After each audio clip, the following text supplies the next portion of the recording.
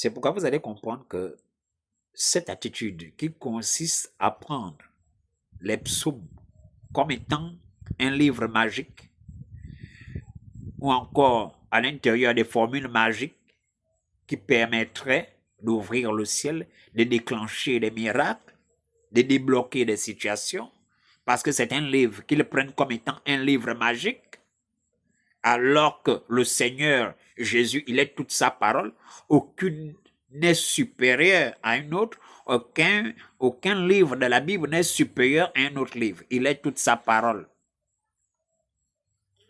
Alors on a pris certains livres de la Bible comme étant particuliers, uniques. Mais pourquoi? Parce que vous devez comprendre que beaucoup ont pris ces livres. Vous devez comprendre, il faut faire très attention. Il y a beaucoup qui pratiquent la magie blanche. Et prenez note avec la Bible. Est-ce que vous le savez?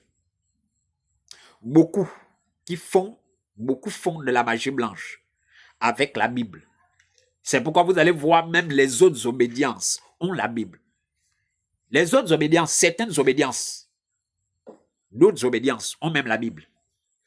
Hein? Vous devez comprendre ça. Il y a beaucoup, lorsqu'ils font leur truc, ou magie blanche ou autre, ils utilisent les psaumes, si vous ne le saviez pas. Vous comprenez? On va par exemple vous dire que prenez tel psaume, récitez tel nombre de fois, faites comme ci, comme ça. Et puis la situation se décante. Vous allez penser que c'est Dieu alors que vous ne savez pas que dans quoi vous étiez là, vous étiez dans quelque chose de magique. Et Dieu n'était pas là-dedans. Et le même truc, vous allez voir ça par exemple chez les musulmans. Eux aussi le font. Ils peuvent par exemple vous prendre le Coran, vous prendre un passage, un truc, des passages du Coran qu'ils vont écrire par exemple sur une feuille. Ensuite, ils vont gommer, ils vont se prendre de ça. Ils vont vous prendre, mettre ça peut-être dans une bouteille ou autre, où ils vont écrire des passages du Coran, qu'ils vont mettre dans une bouteille, mettre de l'eau, faire des choses, des rituels, ils vont vous dire d'aller boire.